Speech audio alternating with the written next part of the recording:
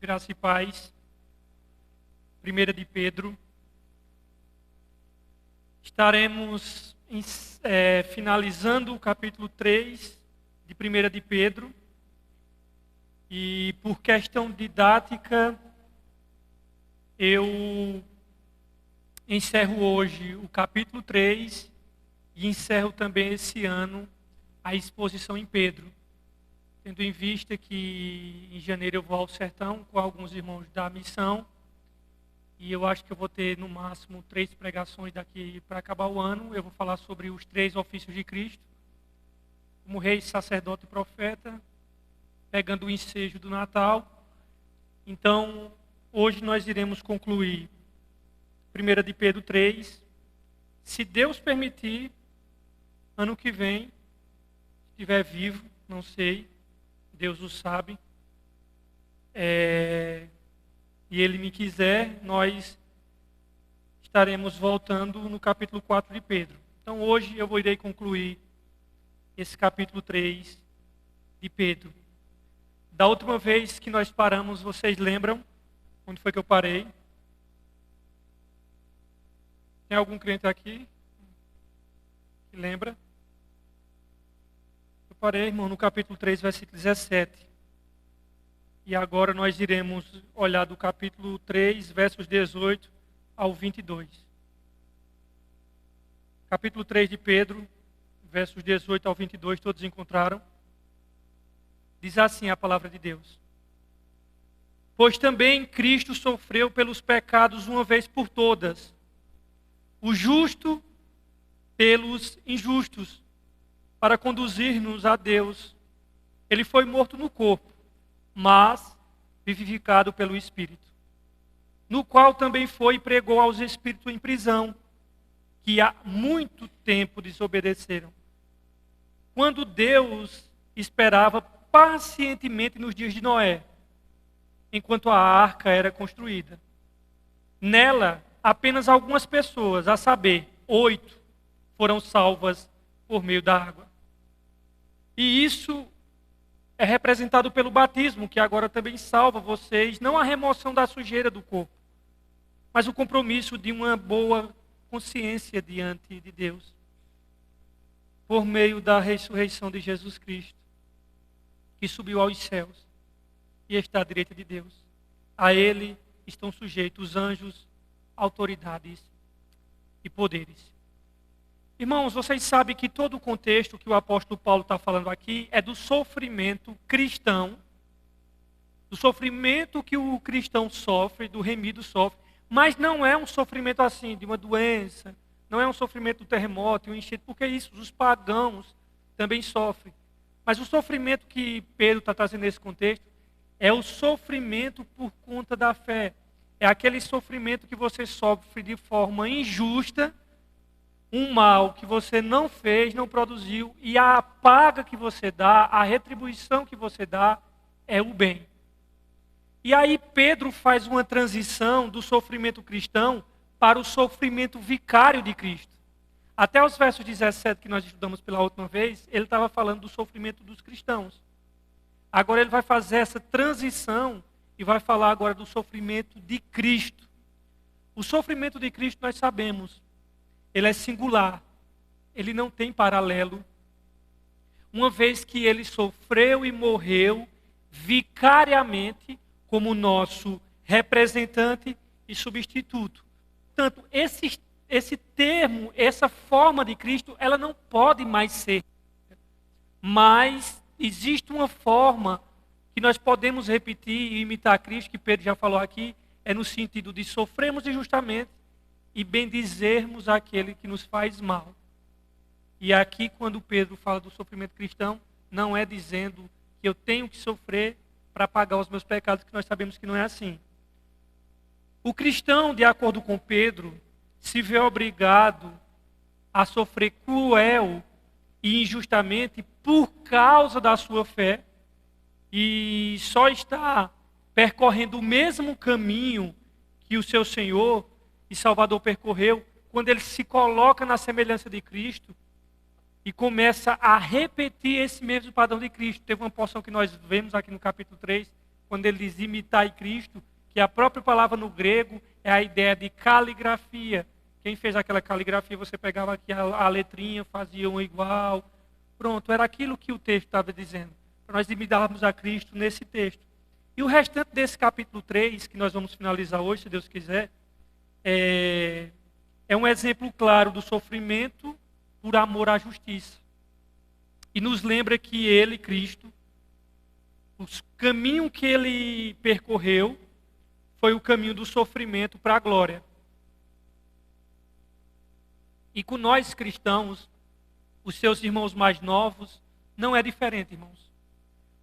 O padrão de obediência a Deus, o padrão de discipulado a Deus, não tem outro modelo, irmãos. O modelo é Jesus. Não tem para onde correr. Nós não podemos servir a Deus da maneira que nós entendemos e que nós quisermos. O modelo já foi estabelecido pelo próprio Deus, é Cristo. Tende em vós o mesmo sentimento que houve também em Cristo Jesus. Jesus disse, aprendei de mim que sou manso e humilde de coração. Portanto, o modelo já está estabelecido e Deus não aceita nenhum outro. E aí eu quero destacar algumas coisas importantes acerca da morte vicária de Cristo. Em primeiro lugar, eu quero destacar a eficácia da morte de Cristo. Vê o que é que o verso 18 diz. Pois também Cristo sofreu uma única vez pelo quê, irmão, que ele sofreu? Pelos pecados. Cristo morreu uma vez pelos pecados. Irmãos, Cristo é muito maior do que alguém que veio nos dar exemplo. Embora ele seja mais uma vez o nosso exemplo, ele foi exemplo de submissão, até a nossa própria submissão, ela é baseada em Jesus, mas agora ele é exemplo de sofrimento. Ele é exemplo para nós de sofrimento. O sofrimento de Cristo, como eu já disse na introdução, ele é sem paralelos e ele é único, porque ele é um sofrimento vicário. Ele se humilhou até a morte e morte de cruz. No entanto, essa morte de Cristo, quando o texto diz assim, olha, o que eu acho interessante é que diz assim, ele sofreu uma vez por toda, pelos nossos pecados. Quando ele nasceu, o que foi que Deus disse a Maria? E darás o seu nome, Jesus. E ele fará o quê? E ele salvará o seu povo dos seus pecados. E aqui é isso que aconteceu. Pedro disse que ele sofreu pelos nossos pecados.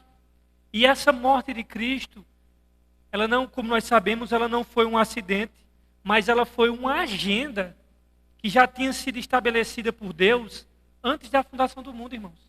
E dentro do tempo e espaço, Deus já vinha prometendo. Quando o homem caiu, o próprio Deus disse que o descendente da mulher esmagaria a cabeça da serpente e essa serpente, Satanás, lhe feriria o calcanhar. Em Isaías 53, falando do servo sofredor, 700 anos antes, Isaías é bem muito claro. Mas foi uma agenda estabelecida por Deus. Isaías diz assim, que foi do agrado do Pai moê-lo. Pode ver que os olhos do profeta não se voltam para Pilatos, nem para Judas, e nem para o povo de Israel. Esses fatos são contingentes. No entanto, o plano último da morte de Jesus Cristo é um plano traçado na eternidade, esse é um ponto. E o que foi acordado na eternidade foi cumprido dentro do tempo e do espaço. Por isso que a morte de Cristo ela não foi um acidente. Nesse sentido, Jesus não foi um mártir. Ele não foi um mártir. Ele não foi para a cruz por causa de circunstâncias imediatas, mas uma agenda. Por isso que sua morte não foi uma derrota. Muitas pessoas, quando olham para a morte de Jesus e dizem, coitadinho de Jesus, de fato, ele sofreu muito. No entanto, ele disse, ninguém tira a minha vida. Eu mesmo a dou, tenho o poder de dar e tenho o poder de retornar a tomá-la. Porque este mandamento eu recebi do meu Pai. Então, a sua morte, em vez de ser uma derrota, foi a maior de todas as vitórias. E foi essa morte de Cristo pelos pecados que fez cessar todos os sacrifícios do Antigo Testamento, porque seu sacrifício foi perfeito e definitivo ao oferecer-se a si mesmo, conforme Hebreus 7:27. E Cristo morreu como o Cordeiro de Deus que tira o pecado do mundo. Por isso que o texto diz que ele morreu uma vez pelos pecados. E João Batista sabia disso. Olhou para ele e disse: eis o Cordeiro de Deus que tira o pecado do mundo. E Paulo diz que Cristo morreu segundo as Escrituras. Todos os primeiros domingos do mês, nós lemos primeiro aos Coríntios 15. E a maior porção que fala sobre ressurreição é Coríntios 15. E no começo de Coríntios 15, Paulo diz que Cristo morreu segundo as Escrituras. E depois ele diz, né, apareceu, tal, e aí sempre ele diz, segundo as Escrituras. E essas Escrituras que ele está fazendo menção, era o Antigo Testamento, não era o Novo. Era o Antigo. E é muito claro isso em 1 Coríntios 15:3. E pela morte Cristo cancelou o escrito de dívida que era contra nós e despojou todos os principados e potestades, conforme Colossenses, melhor dizendo. Então, sua morte, nesse sentido, ela foi única e irrepetível. Jesus sofreu pelos pecados do seu povo uma vez por todas, diz o autor da carta aos Hebreus. Ele é a propiciação pelos nossos pecados, diz a primeira epístola de João, no capítulo 2, versículo 2. E seu sacrifício foi perfeito e cabal. Então, como vocês leram, ele sofreu pelos pecados. Mas outra coisa que eu quero destacar nesses versos de número 18, é que ele vai falar aqui dos justos e dos injustos. Verso 18 diz assim: pois também Cristo sofreu pelos pecados uma vez por todas. Olha aqui, ó. O justo, por quem, irmãos? Pelos injustos.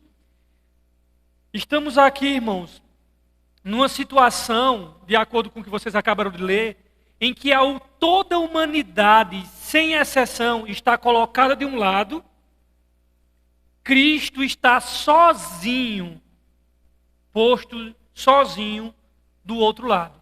O justo pelos injustos. Irmãos, entenda bem, o que nivela a humanidade, o que nivela todo mundo, não é brancos e pretos. O que nivela a humanidade não é ricos e pobres, não é essas coisas. O que está nivelando todo mundo e bota todo mundo por baixo, irmãos, sabe o que é? Quem crê em Cristo ou não. Todo mundo é pecador e só uma solução para todo mundo: Cristo Jesus. Está todo mundo nivelado, pecadores, afastados da glória de Deus. E a cruz, ela é o ponto de divisão. Creu, beleza. Não creu, consequências eternas. Então, Cristo é justo. Quando Pedro diz o justo pelos injustos, Cristo, que é justo, tomou sobre si os pecados do povo injusto. Cristo sofreu não pelos justos, porque não tinha justo. Todos pecaram e destituídos estão da glória de Deus. Ele sofreu pelos injustos. O apóstolo Paulo, escrevendo aos Romanos, no capítulo 5, ele trazendo aquele currículo deplorável nosso, ele diz que Cristo morreu por nós, sendo nós fracos, pecadores, ímpios e inimigos de Deus. Esses são os 4 adjetivos que ele nos qualifica. Então, e Paulo vai dizer que Cristo morreu sendo nós fracos, ímpios e pecadores. E em 2 aos Coríntios, no capítulo 5, versículo 11, vai dizer que aquele que não conheceu o pecado, Deus o fez pecado por nós, para que nele fôssemos feitos justiça de Deus. É isso que Pedro está ratificando aqui. O justo pelos injustos. Jesus foi o nosso substituto e o nosso fiador. Levou sobre si os pecados e foi traspassado pelas nossas transgressões. Isaías não diz que ele foi traspassado pelas transgressões dele. Lá ele foi tratado como ladrão, porque os pecados dos ladrões que se converteram estavam sobre ele. Lá ele foi tratado como um adúltero, porque o pecado daqueles que vinham se converter de adultério estava sobre ele. Lá ele foi tratado como um mentiroso, porque os mentirosos que um dia irão se converter, foi colocado sobre ele os pecados. Lá ele foi tratado do pecado, de tudo que você imaginar, seja de estupro, de assassinato, de o que vocês quiserem, foi colocado sobre ele. Por quê? é que Isaías... Vocês já pararam para analisar e estudar Isaías 53, quando diz assim, ele foi contado entre os transgressores? Vocês sabem o que significa isso? Quem aqui sabe dizer? Porque diz assim, foi contado entre os transgressores. Porque para a plateia, pecador, pecador e pecador, eram os três ali. Quando diz que ele foi contado entre os transgressores, era que dizer, um pecador aqui, outro pecador no meio e o outro pecador do outro lado. Ele foi contado entre os transgressores. Como se fosse o pecador. Então, quando o Coríntios diz, aquele que não conheceu o pecado, ou seja, Jesus não conheceu o pecado, Deus o fez pecado por nós. Deus não o fez pecador, e fez pecado, ou seja, Deus imputou sobre ele os nossos pecados. O único fundamento da nossa justificação no tempo e na eternidade é a imputação do nosso pecado a Cristo e a imputação da justiça de Cristo a nós. É uma santa permuta. Meu pecado imputado a Cristo e a justiça de Cristo imputado a mim. Por isso que meu pecado em Cristo, posto sobre Cristo, colocado na conta de Cristo, é perdão. A justiça de Cristo colocado sobre mim é justificação. O sofrimento de Cristo por nossa causa, e o mistério é que aquele que não merecia padecer, foi justamente ele que padeceu em nosso lugar. E aquilo que nós teríamos de sofrer, ele sofreu em nosso lugar. Mas existe uma terceira coisa no versículo 18. Pedro disse que nós vimos que ele sofreu pelos pecados, nós vimos que foi o justo pelos injustos, mas nós perguntamos, para quê, Pedro? O finalzinho do verso 18 diz, para quê? Para quê, irmãos, ele fez tudo isso? Para o quê? Pode falar, irmãos.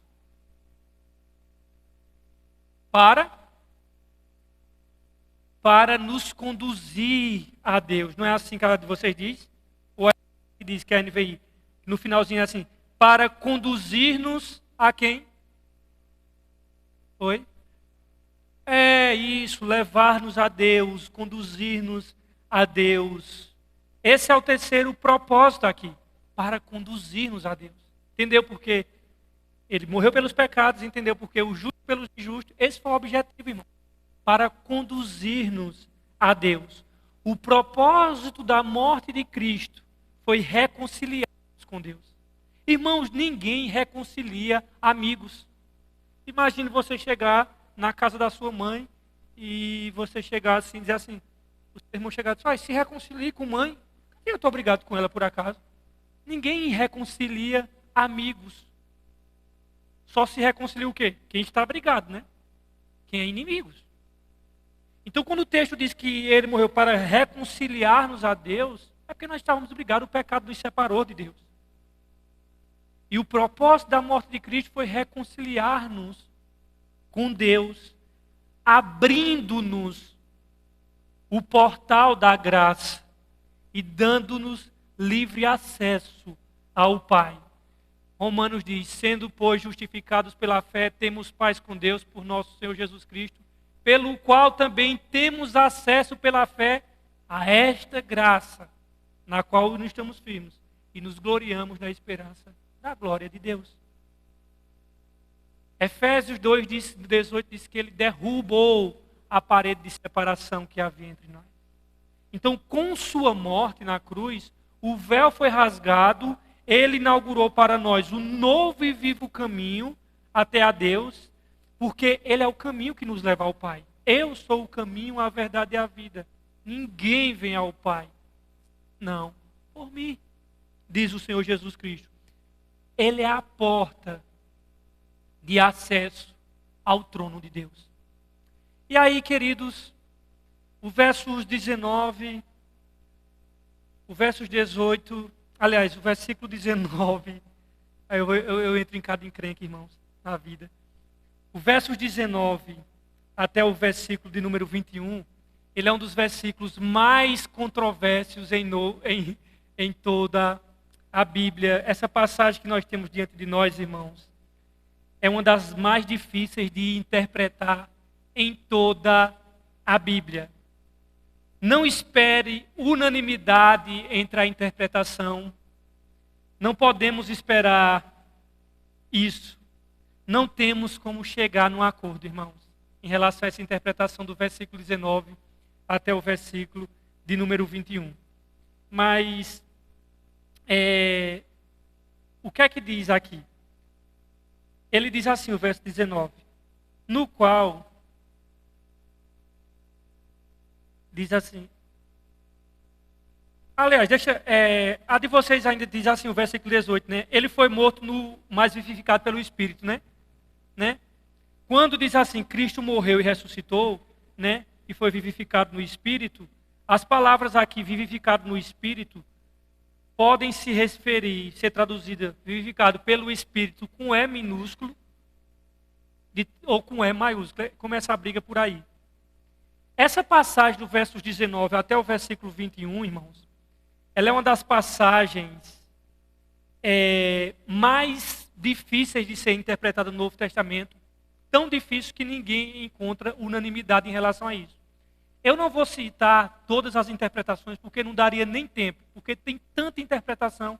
Eu vou eliminar todas as interpretações bizarras e vou só deixar as duas possibilidades de interpretação. Na realidade, tem três, né? Por conta da influência do catolicismo, porque baseado nesse texto, o catolicismo também vai defender a questão do purgatório, dessa visitação de Cristo no Hades. Então, Belarmino também foi um da Igreja Católica, fez uma interpretação louca a respeito disso. Agostinho, né, que a igreja chama de Santo Agostinho, que foi um maravilhoso teólogo, com isso não diga que ele não errou, mas nessa interpretação ele também escorregou. Então, assim, eu vou estar eliminando todas explicando a vocês todas que existem, porque não vem ao caso, mas eu vou deixar duas plausíveis para que vocês possam, na verdade, entender mais ou menos como é que no campo acadêmico existe uma discussão para essa passagem. Eu vou dizer só para a gente descartar que é um absurdo, que eu quero compartilhar aqui com vocês. A primeira interpretação, quando eu digo a primeira, em primeira que eu vou dizer essa noite, irmão, porque tem umas 10, mas eu vou dizer assim, as possíveis, né? É aquela que vai dizer assim, olha, Cristo quando morreu, deixa eu ler o texto e eu vou explicar aqui a vocês, verso 19 ao 21, no qual também foi e pregou aos espíritos em prisão, que há tempo desobedeceram, quando Deus esperava pacientemente nos dias de Noé, enquanto a arca era construída. Nela apenas algumas pessoas, a saber, 8 foram salvos por meio da água. E isso é representado pelo batismo, que agora também salva vocês, não a remoção da sujeira do corpo, mas o compromisso de uma boa consciência diante de Deus, por meio da ressurreição de Jesus Cristo. Irmãos, a primeira linha vai dizer que o seguinte, que quando Cristo morreu, o seu espírito foi lá no Hades, na mansão dos mortos, e o que é que ele fez? Ele foi lá para dar uma segunda chance àquelas pessoas que estavam no Hades. Olha, eu estou explicando, eu não estou dizendo que eu concordo com isso, só para você deixar bem claro, viu? Que às vezes eu estou explicando aqui a interpretação e você está dizendo que acha que eu estou defendendo. Entenda bem, eu estou explicando o que é que as pessoas pensam do texto, eu não estou dizendo o que é. Certo? Então essa que eu estou dizendo aqui vai dizer, por conta do credo apostólico, creio em Deus Pai Todo-Poderoso, tal, que desceu à mansão dos mortos, por conta do credo apostólico, se teve essa doutrina de que Cristo foi lá e resgatou e deu uma segunda chance para aquela turma que morreu. Eu tenho uma séria dificuldade e tem alguns textos que depõem contra essa interpretação. Já existe uma, que é um pouco melhor do que essa, é que vai dizer, não, Cristo realmente, ao morrer, ele foi na mansão dos mortos. Mas ele não foi para salvar ninguém. Ele foi lá para proclamar a sua vitória. Então ele foi lá, no inferno, e lá ele proclamou a todo mundo que ele venceu. Dentro dessa corrente há uma discussão de que espírito é esse que ele foi proclamar. É espírito de seres humanos? É espírito demoníacos? E aí eles ficam nesse debate. No entanto, essa segunda corrente vai dizer, não, ele foi lá, mas não foi para salvar ninguém não. Porque não existe chance depois da morte, de fato. Mas ele foi lá para proclamar a sua vitória. Foi lá, alguns vão dizer, foi nesse momento que ele levou aqueles que morreram na promessa, aí vai fazer um link com Efésios, levou o cativeiro, enfim, tal. Os que defendem que Cristo foi lá apenas para proclamar essa vitória e levar aqueles que morreram no seio de Abraão. Essa interpretação que eu acabei de falar, ela é uma interpretação possível? Ela é possível. Eu não estou dizendo que pode ser, que ela é. É possível, ela. É possível. E tem uma terceira interpretação que vai dizer, não foi nada disso. Aqui está se referindo aos espíritos em prisão aqui, que Jesus foi pregar lá quando morreu. Aqui, de acordo com essa interpretação, está descrevendo o que aconteceu no tempo de Noé. Noé, no Espírito de Cristo, proclamou a justiça, anunciou o juízo para aqueles lá, anunciou que a salvação só por meio da arca. Isso é uma terceira interpretação, tá? E tem muitos bons teólogos que defendem essa. E que Noé, no Espírito de Cristo, anunciou juízo, anunciou condenação e anunciou salvação por meio da arca. Então, esses espíritos que hoje estão em prisão eram aqueles que na época Noé tinha anunciado o evangelho, que hoje estão em prisão, mas que não se arrependeram. Vocês estão entendendo essa linha de raciocínio? Eu estou sendo claro nessa terceira. Então, descarte a primeira, ou não, né? Estude, melhor dizendo, não vá. Mas, basicamente, são essas três interpretações. Eu não quero falar de Agostinho, não quero falar de Belarmino e não quero falar de outras. Eu só quero falar dessas três, que uma vai dizer, Cristo foi visitar, lá no Hades, deu uma segunda chance, fez um apelo lá, coloca aí. Consegue, aí começou lá a fazer o apelo, quem quer, aí alguns converteram, ponto, levou dessa segunda chance. A outra vai dizer, não, ele não foi salvar ninguém, ele foi proclamar lá a sua vitória. Mas ele foi lá no Hades, nesse período da morte, até ele ressuscitar. Todas essas que eu estou dizendo, irmãos, elas têm seus calcanhares de Aquiles. Essa, por exemplo, que eu estou dizendo, que diz assim, que Cristo foi lá, só proclamar a sua vitória, os que vão dizer que não é, ela vai dizer assim, mas Jesus disse que depois da morte ele está de um lado no paraíso, ele não disse que ia para o Hades. Então, por que eu estou dizendo isso? E eu sei que no seu coração você está todo... Rafael, diga qual é a verdadeira. Eu digo, não, irmão, eu sou ruim. Eu quero é que vocês estudem. Porque eu sei como é bom a pessoa dizer todas essas interpretações e chegar assim, eu creio nessa. Aí sabe o que vocês vão fazer? Eu creio nessa aí também. E a gente gosta disso. A gente gosta de um pajé que diga, descasque, para a gente repetir o que o cara disse, entendeu? O cara já estudou, tal, se eu vou nessa fica mais fácil. Aí diz, sabe por quê? Porque tá... Não, irmão, vamos estudar, irmãos. Vamos estudar. Vocês depois conversam comigo, eu achei melhor essa. A gente vai e se aprofunda. Mas por quê? Então, mas essas três interpretações, eu peço que vocês cavem um pouquinho. Eu tenho as minhas inclinações, mas eu vou deixar para minhas opiniões, porque eu sei que eu acabo influenciando. Eu vou deixar para vocês descascar esse abacaxi. Então, essas são as três interpretações. Eu vou dizer que os conservadores, eles optam por essas duas, né? Eles descartam a terceira, que Cristo foi dar uma segunda chance, mas a boa parte maciça dos teólogos bons, eles vão optar. Não estou dizendo que tem teólogo que não opta por outras, pela outra, mas a maioria vão optar de que foi Cristo, foi Noé no Espírito de Cristo, que pregou para os antediluvianos, e que hoje eles desobedeceram, e que eles agora estão em espírito em prisão. A maioria de bons pregadores vão defender isso, mas eu peço que vocês estudem para vocês se interessar, né? A vocês, que devem interessar. Então, essa terceira opinião está descrevendo o que aconteceu nos tempos de Noé. É isso que a terceira interpretação diz. O Espírito de Cristo, segundo essa interpretação, por intermédio de Noé, pregou a geração incrédula antes do dilúvio. Naquele tempo, eles eram não eram espíritos desencarnados, que defendem essa terceira linha, mas sim homens e mulheres que rejeitaram as advertências de Noé e foram destruídos pelo dilúvio. E agora são espíritos que estão no Hades.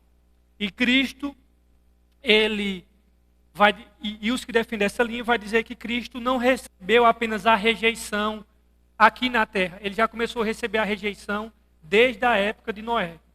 Uma coisa que eu peço a vocês, irmãos, quando vocês forem tomar alguma decisão, estude todas as linhas e saiba os pontos fracos e fortes de cada uma. Sabe por quê? Porque a tendência natural da gente é não estudar os pontos fracos de cada uma e forte e dizer, eu quero essa. Não, irmãos, entenda os argumentos, os contrapontos e vocês façam isso.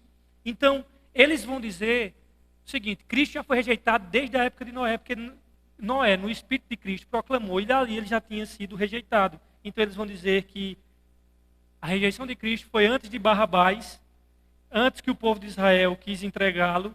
Na realidade, Pedro, segundo eles, vai mostrar assim que na época de Noé, que estava no Espírito de Cristo, ele já foi rejeitado. E mesmo sabendo que ia ser rejeitado, ele quis vir na terra para morrer na cruz do Calvário e para dar vida eterna àqueles que crerem nele. Então, irmãos, basicamente, essas são as três linhas principais. Por que eu não menciono as outras? Porque não vale a pena de tão esdrúxulas e estapafúrdia e sem fundamentação textual. Essas últimas duas que eu falei, que vai se enquadrar mais no contexto, essa de Noé, mas aquela segunda que eu falei do Hades, ela também, se você for olhar, ela não pode ser tão descartada também, mas eu não quero influenciar vocês. Eu quero que vocês pensem e façam algumas perguntas, né, no texto. Quem são esses espíritos? Quando foi que foi pregado isso? Algumas perguntas e mergulhe no texto. Quando eles foram desobedientes? A terceira interpretação vai dizer, eles foram desobedientes quando Deus aguardava com paciência nos dias, enquanto se preparava a arca. Então, eles vão dizer, lembra nos dias antes do dilúvio, 120 anos, é a paciência de Deus, Noé cortando madeira, comprando, vamos falar assim, os pregos, fazendo seu material, preparando betume para a arca, fazendo toda a parte de marcenaria. 120 anos e Noé dizendo, gente, sabe por que eu estou fazendo essa arca aqui? Vocês sabem por causa disso? Porque Deus viu que a humanidade se corrompeu e ele vai trazer juízo. E Noé pregando, e fazendo a arca, e o pessoal nem aí. E até que o dia chegou e Deus destruiu toda a humanidade. E Noé, antes dizendo, ele vai trazer juízo. Mas também vai trazer graça. E essa graça é a arca aqui. E vai destruir tudo. Mas se vocês entrarem na arca e se arrependerem, vocês vão ser salvos. Para que vocês possam se livrar desse juízo de Deus. E pacientemente, 120 anos, ali mostrando aquele transatlântico, aquele Titanic que Noé estava fazendo. E as pessoas perguntando, talvez, Noé, o que é isso que está fazendo? E Noé, Deus está insatisfeito com a humanidade. E o mal da humanidade já chegou até ele. E ele viu a sua maldade e ele vai trazer juízo. O interessante é que Jesus fala que na vinda dele o pessoal vai ser igual na época de Noé. E a gente não sabia como era o pessoal da época de Noé. E Jesus diz, eles bebiam, se davam em casamento, era festa. Irmãos, não é diferente não. Por exemplo, quando teve o Covid, as pessoas alugavam chácaras nos sítios e iam passar a noite todinha bebendo e farrando. E o Covid torando no centro. Vocês estão entendendo? Que pode vir o que vier, que essa geração, como Jesus disse, na minha vida vai ser igual à geração de Noé. Bebia, dava-se em casamento. Irmãos, a pandemia veio. E vocês sabem, cara, nós não somos da revoada. Mas nós sabemos quantos chacras e sítios foram alugados noites e noites para os grupos de amigos farrapo, virar a noite lá bebendo. Então, vocês sabem que as pragas lá em Apocalipse, as taças, não são suficientes para levar o ser humano ao arrependimento. A gente vai dizer que eles vão morder suas línguas e blasfemar contra o Deus que tem poder sobre essas pragas. E aí, irmãos, para nós fecharmos esse capítulo, deu para vocês entenderem essas 3 linhas? Deu? Ótimo. Versículo 22. Ele está falando de Jesus, o verso 22. Diz assim: que subiu aos céus, está à direita de Deus. A ele, Jesus, ele está falando, estão sujeitos anjos, autoridades e poderes. Irmãos, o nosso Salvador retornou ao céu para receber maior honra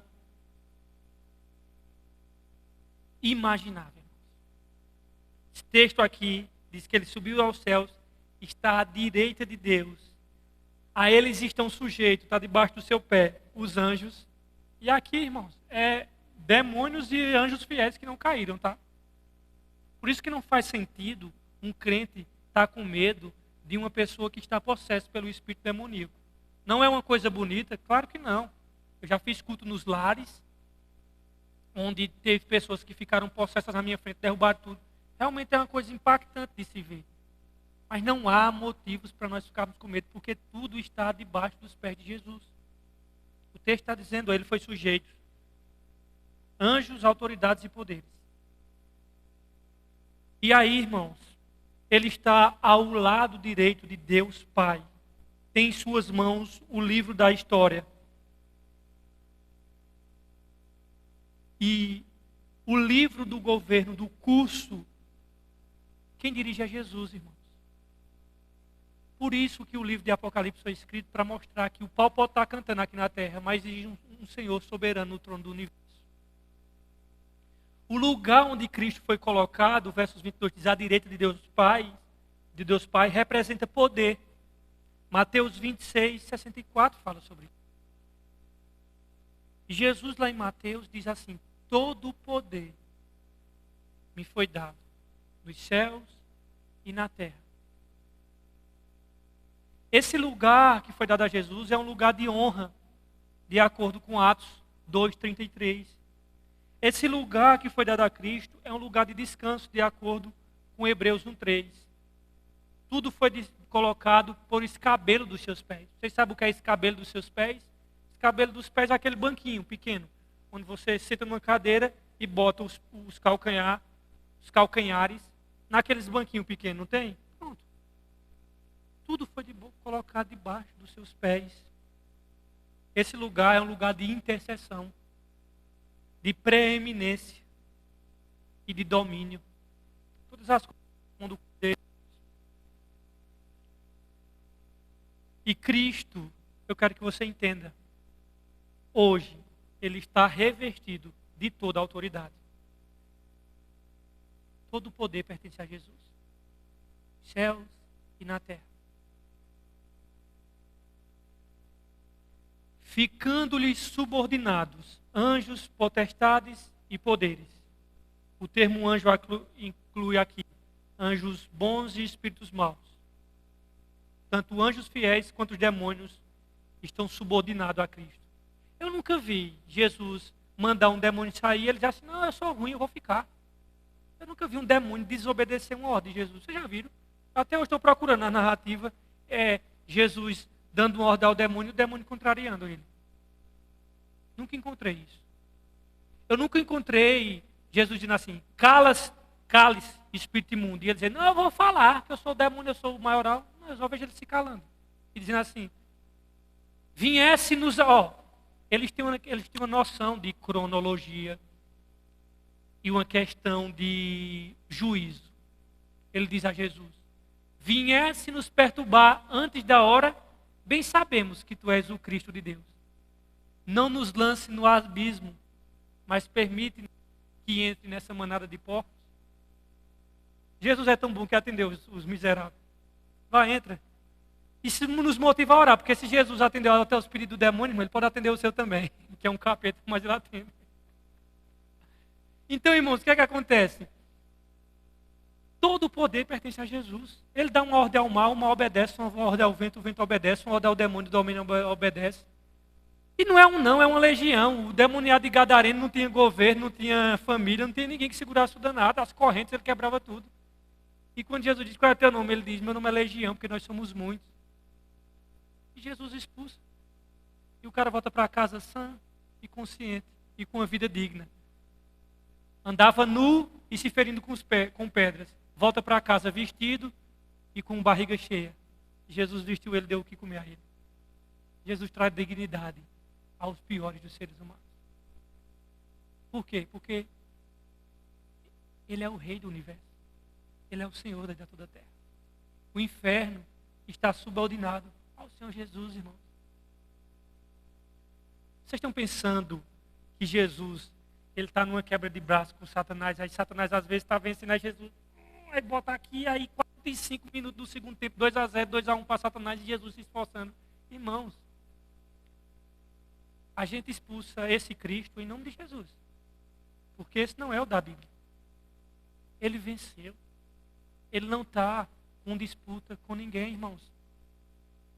Ele é o Rei dos Reis e Senhor dos Senhores. Esse é Jesus. Essa doutrina que diz que tem uma quebra de braço entre o bem e o mal, ela surgiu no 2º século. E me fugiu o termo que se chamava, quiasmo não é outro nome que dá ao o termo que diz que está essa briga de Deus e o diabo e aquela disputa. Mas não é assim que as Sagradas Escrituras diz.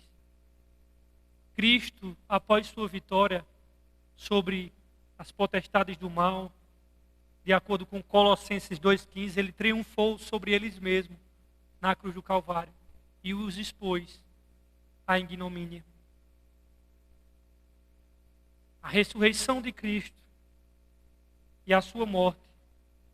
E quando ele foi assunto aos céus, ele foi recebido nas esferas celestiais.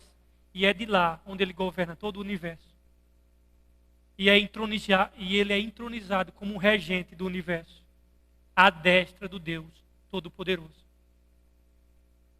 Por todos os cantos do universo é feita a proclamação. Qual? O reino do mundo se tornou do nosso Senhor e do seu Cristo. Ele reinará pelos séculos dos séculos. Apocalipse 11:15. Todas as forças cósmicas deste universo são colocadas debaixo dos pés do Senhor Jesus Cristo. É por isso, irmãos, que quando Pedro quis defender ele com espada, ele disse, Pedro, vai embaiar isso. Porque se eu orasse ao Pai, ele mandaria 12 legiões de anjos para me defender. Um anjo no Antigo Testamento, ele acabou com todo o arraial assírio. Imagina 12 legiões de anjos, dá 72 mil anjos. Não sobrava nem as pestanas de Nero. Se Jesus fizesse essa oração. Irmãos, ele é o Todo-Poderoso. E Pedro querendo defender ele com uma tramontina, talvez enferrujada. Não precisa não, Pedro. Se eu orar ao meu Pai, para vocês entenderem, uma legião era 6.000 soldados do Império Romano. 6.000 soldados corresponde a uma legião. Jesus disse que se orasse ao Pai, ele mandaria 12 legiões de anjos. E a orelha que Pedro cortou, Jesus foi lá e colou. Isso é graça para com os adversários e com os inimigos. Eu sei, irmãos, que sofrer injustiça é ruim. Eu sei que às vezes a gente fica irritado quando fala mal da gente. Mas nós temos que lembrar que a primeira pessoa que foi injustiçado e que sofreu sem merecer foi Jesus Cristo. Então lembre-se, quando você sofrer de forma injusta, o teu Salvador foi o primeiro a fazer isso. E ele nos chama a trilhar o mesmo caminho. É fácil? Não. Mas a graça de Deus nos dá força. A vontade do nosso instinto É arrancar o pescoço, esse é um fato. Eu não preciso me esforçar para isso. É natural. O contra-intuitivo, o que vai de encontro à minha natureza, é eu pagar o bem, pagar o mal que me fizeram com o bem. Quando a minha vontade é pagar o mal com o mal. Que o Senhor nos ajude a termos Cristo crucificado como exemplo de sofrimento injusto. E quando nós formos injustiçados, e nós vamos ser, nós possamos dizer: Senhor, me ajude a ter resiliência e a seguir os teus passos. Porque tu, sendo santo, sofreste com paciência a ignomínia e as afrontas de pecadores. E eu, sendo pecador, não estou querendo aceitar a injustiça contra mim. Queridos, eu vou dizer uma coisa a vocês. O que eu disse faz menos de um mês. A nossa mente ela é muito limitada e muito religiosa. Eu não tenho dúvida de que se eu chegasse nessa noite aqui com vocês e dissesse assim: irmãos, ore por mim, meus irmãos. Eu estou sofrendo uma tentação tão grande. Daqui, se tiver 40 pessoas aqui, 39 vai dizer: se é alguma menina que está tentando ele. Só bota a mulher na cabeça. Ninguém vai pensar assim: ele está com ódio de quem? Ele está sendo vencido com a raiva de quem?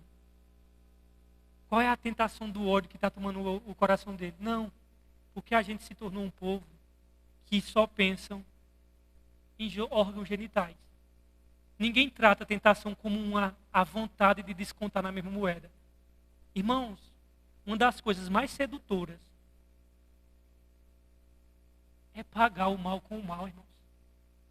É descontar, do cara dizer assim: não, você não soube fazer não, quem sabe fazer sou eu, deixa eu lhe mostrar aqui como é que faz. Isso é uma das coisas mais tentadoras que tem. Só que a gente não analisa isso. A gente só analisa a tentação do ponto de vista da sexualidade. Sendo que uma das tentações mais difíceis de segurar, irmãos, é o cara dar um troco bem dado. Ah, tu não soubesse fazer não, quem vai saber fazer ruim dado sou eu. E o cara dá-lhe uma, do cara perder até o jeito de andar. Isso é tentador, irmãos. É você ver assim e dizer: peraí, a vontade que eu tenho é de, às vezes, humilhar, arrancar esse cabo de cima para baixo, seja no argumento, seja no que for, seja... Enfim, isso é uma tentação. E a gente só não entende isso. A tentação de dizer assim: ah, que vontade de arrancar o pescoço dessa pessoa. Isso é tentação, irmãos. Isso é sedutor. Não só quando uma bela mulher passa, espero que você não faça isso e você entroncha o pescoço. É assim que a gente pensa, que tentação é só isso. A vontade de se vingar é uma das tentações mais difíceis de se segurar. A tentação de não explodir. Não é fácil, irmão. Não é fácil. Que Deus nos ajude e nos livre dessa tentação. E de outras elas, e de tantas outras. E do sofrimento injusto. Quando for em 2024, se Deus permitir e Ele quiser, nós continuaremos o capítulo 4 de 1 de Pedro. Deus abençoe a vida de vocês todos.